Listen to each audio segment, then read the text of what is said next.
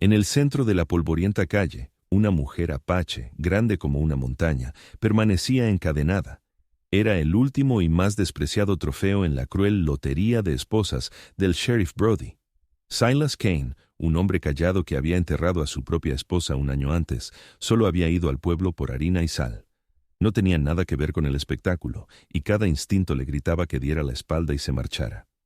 «Elijan la esposa que quieran, gratis», se reía el sheriff, y la multitud rugía. Pero cuando Silas miró a la mujer corpulenta, más allá de la suciedad y la humillación, notó un detalle que silenció el ruido en su cabeza. Sus manos, atadas con hierro, no temblaban. Estaban apretadas en puños, sus nudillos blancos por una presión que desafiaba sus cadenas. No era la postura de una víctima, era el desafío de una guerrera. Marcharse significaba una vida tranquila, pero hablar significaba la guerra. La elección no era sobre una esposa, era sobre si podía quedarse de brazos cruzados y ver cómo se destruía un espíritu indomable. Y tenía que responder ahora. Sintió el peso de 50 pares de ojos, la presión húmeda de una turba hambrienta por el siguiente acto de un drama desagradable. Brody, encaramado detrás de su tosco escritorio de pino como un rey en un trono desaliñado, tenía una sonrisa que era todo dientes y desprecio. Su mirada recorrió la fila de mujeres demacradas y pálidas, acurrucadas cerca de la puerta de la cárcel. Viudas de guerra y solteronas desesperadas, todas mercancía en su grotesco juego. Los ojos del sheriff se posaron en Silas, sin ver nada más que un ranchero polvoriento y afligido, un hombre insignificante en la madurez, un blanco fácil para su diversión. «¿Y bien, Kane?», la voz de Brody resonó, rica por el bourbon que había estado bebiendo desde el mediodía. «El buen señor ayuda a los que se ayudan a sí mismos. Última oportunidad. Escoge una y vete, o regresa a casa con tus fantasmas». La multitud rió entre dientes. Silas sintió un nudo frío y familiar apretarse en su estómago. El mismo nudo que había estado allí hacía 5 años cuando el médico le dijo que era demasiado tarde. Podía sentir el recuerdo de los últimos y superficiales alientos de Sarah, el aroma a polvo y fracaso que se había adherido a sus manos. Dar la espalda ahora se sentía como darle la espalda a ella de nuevo. Vio a la mujer apache corpulenta. Su nombre no significaba nada para él, su crimen, nada. Todo lo que veía era la solidez e inquebrantable postura de sus hombros, una montaña viviente de desafío contra la marea burlona. El juego de Brody estaba diseñado para quebrarla, para hacer un espectáculo de su sumisión. Pero ella no se estaba rompiendo. Él había venido al pueblo por harina y sal, cosas mundanas, cosas para mantener una vida tranquila. Esa vida tranquila era una pesada puerta que había cerrado al mundo, una fortaleza construida de rutina y dolor. Hablar ahora sería abrir esa puerta de par en par e invitar a los lobos. Su mirada se encontró con la de Brody. Por un momento que se extendió hasta una frágil eternidad, la calle quedó en silencio, esperando. Silas dio un paso adelante, el crujido de su bota sobre la tierra compacta, un sonido tan fuerte como un disparo. Los rostros de la multitud se volvieron borrosos. Todo lo que podía ver era la quietud tensa de las manos de la mujer, el espíritu guerrero cautivo en el hierro. Abrió la boca. Las palabras se sentían extrañas, sacadas de una parte de sí mismo que creía muerta hace mucho tiempo. «Me llevaré a la apache gorda». El silencio que siguió fue un golpe físico, un vacío que absorbió el aire de la calle. Luego vino la explosión. No de risas, sino de asombro. Los hombres se volvieron unos a otros con la boca abierta. Las mujeres jadearon, sus manos volaron a sus rostros. La sonrisa de Sheriff Brody vaciló, sus ojos entrecerrándose con una sorpresa genuina, antes de ser reemplazada por una ola de risas burlonas y estruendosas que resonaron en las fachadas de los edificios. Golpeó la mano en el escritorio, el sonido un trueno. «Por Dios, Kane, sabía que eras un viejo tonto solitario, pero no pensé que fueras ciego». Se rió a carcajadas, secándose una lágrima de alegría. «Bien, es tuya. Una boca menos que alimentar para el condado». Empujó un documento tosco y manchado de tinta sobre el escritorio hacia Silas. No era un certificado de matrimonio, era una factura de venta, una escritura de propiedad, un instrumento de profunda y total condenación. La mano de Silas no tembló al tomar la pluma ofrecida. La tinta era espesa y negra. Mientras firmaba su nombre, pudo sentir la mirada ardiente de cada ciudadano, sentir la marca de su elección asentándose en su propia piel. No solo había reclamado a una mujer, se había declarado enemigo del cruel consenso del pueblo. El acto estaba hecho. Brody rompió el papel por la mitad, quedándose con una copia y metiendo la otra en el pecho de Silas. Arrojó una llave sobre el escritorio. «Ahora es tu propiedad, haz con ella lo que quieras». Silas recogió la llave. Se sentía más pesada de lo que debería. Caminó hacia la mujer apache, la multitud abriéndose ante él como un mar sucio. Ella no lo miró. Sus ojos estaban fijos en el horizonte lejano, en un mundo más allá de esta jaula de humillación. Su quietud era inmensa, un desafío.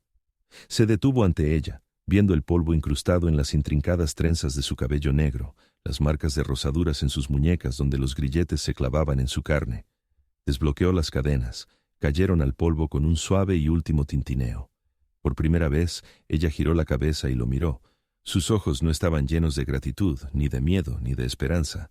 Eran tan oscuros y duros como piedras de río, insondables e indescifrables. Ella no le dio nada. Sin decir una palabra, se dio la vuelta y comenzó a caminar hacia su carreta en las afueras del pueblo. No miró hacia atrás para ver si ella lo seguía. Sabía que sí. Podía sentir el peso de su presencia a su espalda, una sombra silenciosa e imponente. Con cada paso, dejaba su vida tranquila más atrás, la risa burlona del sheriff un eco que se desvanecía. No tenía un plan, no tenía palabras, solo tenía una causa que aún no entendía y el pesado y palpable conocimiento de que la guerra acababa de comenzar. El silencio en el rancho de Silas era ahora de otro tipo. Ya no era el eco hueco del dolor, sino una quietud pesada y vigilante, tensa entre la pequeña cabaña y el granero. Durante 3 días, Nahali se había movido como una sombra proyectada por el sol, una presencia formidable que no exigía nada y no ofrecía nada. Silas, fiel a su promesa sin palabras, le dio espacio. Dejó un plato de estofado en la mesa rústica de la sala principal y se retiró al porche, una ofrenda silenciosa sin esperar agradecimiento. A la mañana siguiente vio el plato vacío. Era un lenguaje que él entendía. La confianza, sabía, no se construía con palabras, sino con el ritmo constante del respeto. Él arreglaba sus cercas, ella observaba. Ella desaparecía en los cañones bajos durante horas, regresando con hierbas silvestres que él no había visto desde que su esposa vivía. Una reciprocidad silenciosa. Él le proporcionaba refugio. Ella traía la riqueza oculta de la tierra. La primera prueba de su frágil paz llegó al 4.º día en una nube de polvo y autoridad barata. 2 de los ayudantes de Brody, un joven larguirucho y un veterano panzudo, llegaron a su patio. No desmontaron, un insulto calculado. «El sheriff nos envió a inspeccionar la propiedad», dijo el mayor arrastrando las palabras, sus ojos fijos en Nahali mientras ella permanecía cerca del corral, su figura inmensa e inmóvil. Era un claro acto de intimidación, un recordatorio de quién tenía el poder. Silas sintió el viejo impulso de permanecer oculto, de dejar que el mundo pasara. Pero ya no era solo un ranchero tranquilo, era un guardián. Mientras los ayudantes comenzaban su perezosa y condescendiente patrulla, un fuerte crujido resonó desde el otro extremo del corral, seguido del balido aterrorizado de un ternero. Una viga de soporte pesada, podrida por la humedad del invierno, había cedido, colapsando una sección de la cerca y atrapando a un ternero recién nacido debajo. La vaca madre bramó de pánico. Los ayudantes rieron. «Parece que tienes las manos llenas, viejo». Antes de que Silas pudiera siquiera moverse, Nahali ya estaba en acción. Cruzó el patio, no con velocidad, sino con una fuerza imparable y deliberada. Con un gruñido que parecía venir de la tierra misma, envolvió sus poderosos brazos alrededor de la viga astillada, un trozo de madera que Silas y otro hombre habrían tardado en mover, y la levantó. La madera gimió, los músculos se tensaron, y con una oleada de fuerza bruta y asombrosa, la levantó lo suficiente como para que el ternero pudiera liberarse. Bajó la viga como si fuera un tronco común. La risa de los ayudantes murió en sus gargantas. Sus sonrisas fueron reemplazadas por un destello de genuino asombro, un atisbo de miedo. Vieron lo que Silas comenzaba a ver. Esto no era una carga. Ella era un activo de valor incalculable. Se quitaron los sombreros, un gesto ahora teñido de un hilo de respeto a regañadientes, y se marcharon sin decir otra palabra. Silas miró a Nahali, quien simplemente comenzó a recoger los postes de cerca dispersos, su rostro una máscara de piedra. La amenaza inmediata había desaparecido, pero la complicación mayor era ahora tan clara como el cielo azul. El interés de Brody no estaba en la mujer, sino en lo que ella representaba. Y él no era un hombre que se rindiera. Esa noche, el silencio era más denso. teñido de un nuevo tipo de pavor. Silas estaba limpiando su rifle junto al fuego bajo, un hábito de una vida que había tratado de enterrar, cuando el perro soltó un solo ladrido agudo antes de ser silenciado. Su sangre se heló. No necesitaba verlos para saber que estaban allí.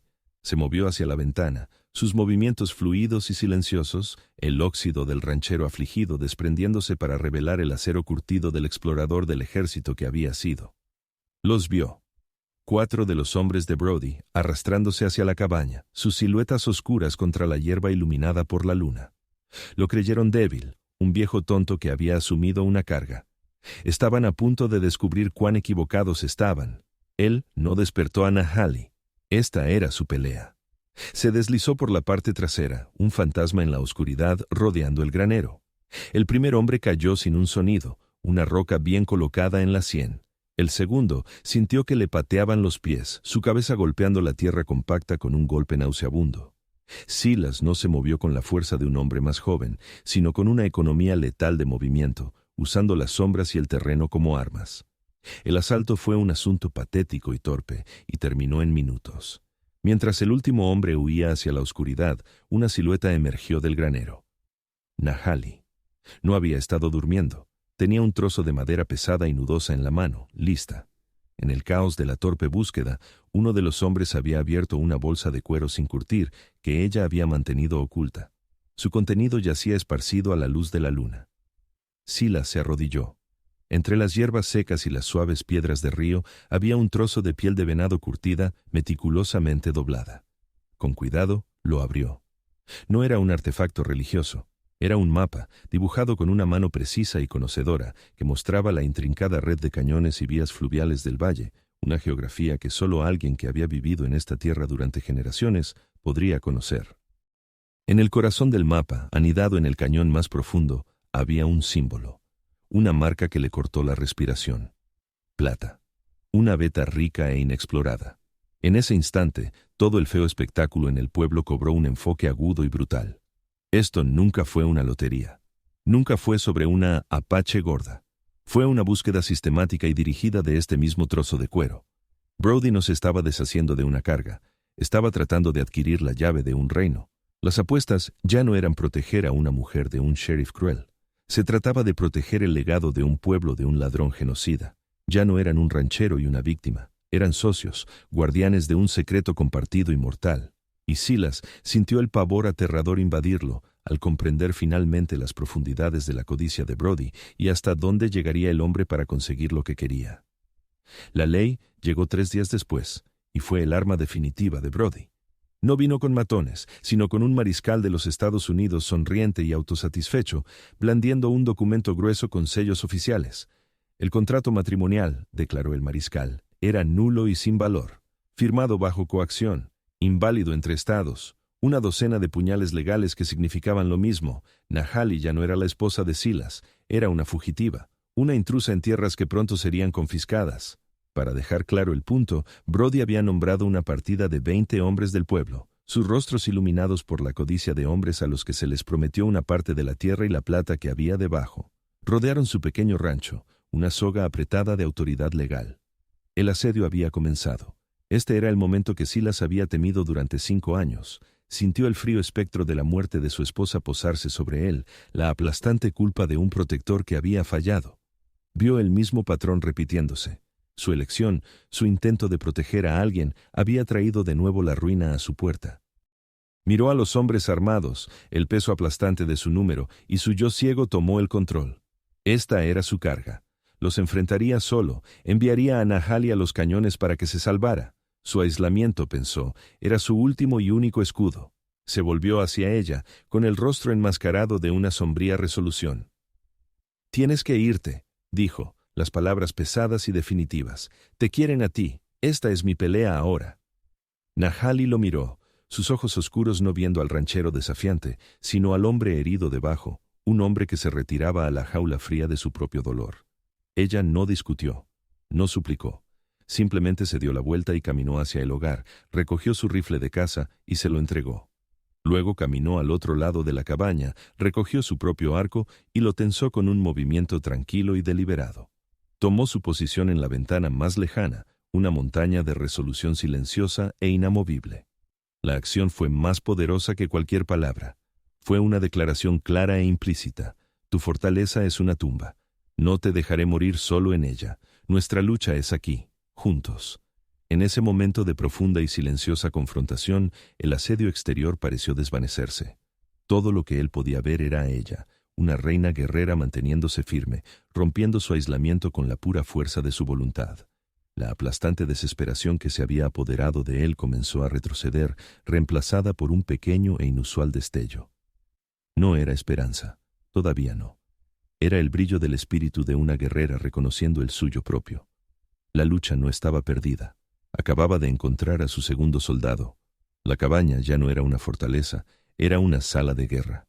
El asedio exterior se había asentado en un ritmo tenso y paciente, pero dentro el aire crepitaba con una nueva energía.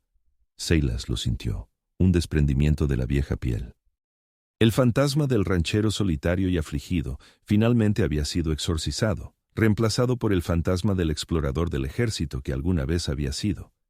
Había soltado su yo ciego, el orgullo obstinado que equiparaba el aislamiento con la fuerza, y en su lugar había una claridad asombrosa.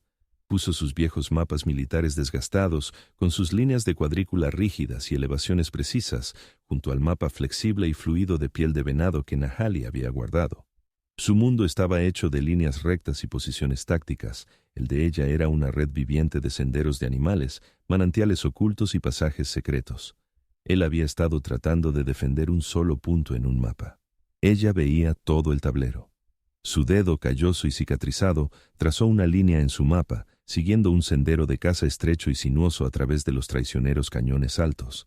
Era un camino que sus propios mapas descartaban como intransitable. «Aquí», susurró, el sonido un leve rasguido. «Esperarán que vayamos a las llanuras abiertas, nunca esperarán que escalemos». Nahali lo miró, y por primera vez, él vio un destello de algo más allá de la estoica resistencia en sus ojos oscuros. Era la luz aguda y penetrante de un depredador compañero. No necesitaban una defensa, tenían una trampa. La última pieza del rompecabezas encajó, un plan nacido no de una mente, sino de la fusión de dos mundos. Usarían la codicia de Brody en su contra, usarían la tierra misma como su única arma. El aire en la cabaña estaba denso con la silenciosa y emocionante anticipación de la caza por venir. Bajo el manto de una noche sin luna, se movieron. Dos fantasmas deslizándose a través del cordón flojo de la patrulla, fundiéndose en la negrura dentada de los cañones altos. Dejaron un rastro no de descuido, sino de diseño deliberado y calculado. Una sola huella fresca aquí, una lata de raciones caída allá. Era un cebo, un rastro de migas de pan que no conducía a un premio, sino a una tumba. Brody y sus 5 mejores hombres lo tomaron, tal como Silas sabía que lo harían. La codicia los hizo arrogantes. Dejaron al grueso de la patrulla atrás, ansiosos por reclamar la plata para ellos. Cabalgaron hacia los cañones con la confianza de cazadores que se acercan a su presa, sin saber que acababan de caer en las fauces de la trampa. La tierra de Nahali, cobró vida. El primer deslizamiento de rocas fue un rugido atronador que hizo relinchar a los caballos, separando a 2 de los jinetes del grupo principal. No fue un accidente. Fue una trampa mortal cuidadosamente equilibrada, activada por una sola cuerda que Nahali había colocado una hora antes.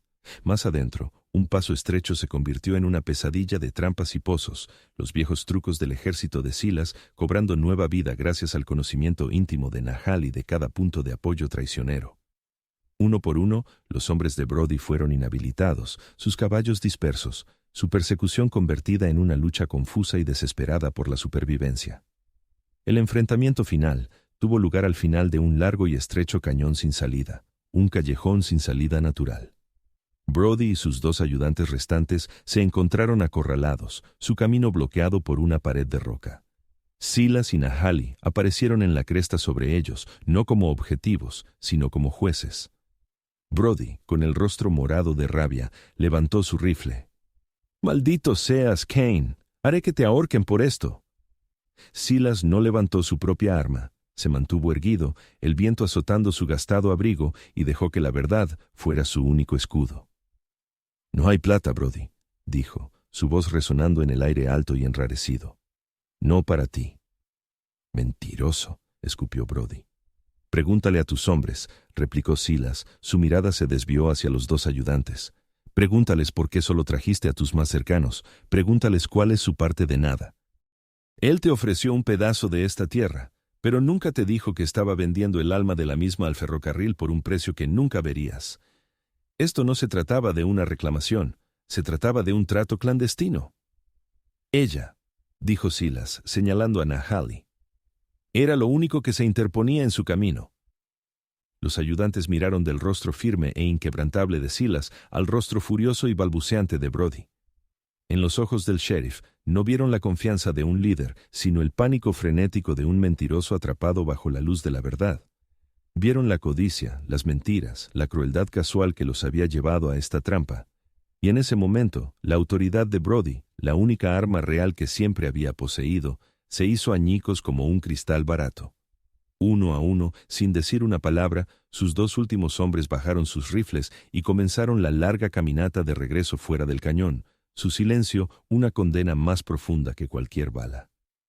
Brody se quedó solo, un rey despojado de su corona, su poder revelado como nada más que una ilusión compartida.